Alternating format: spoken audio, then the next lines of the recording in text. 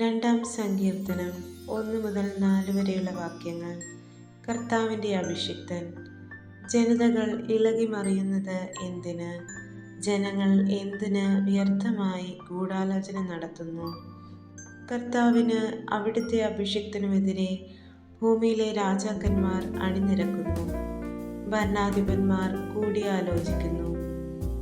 അവർ വെച്ച വിലങ്ങുകൾ തകർക്കാം, അവരുടെ ചങ്ങല പൊട്ടിച്ച് മോചനം നേടാം.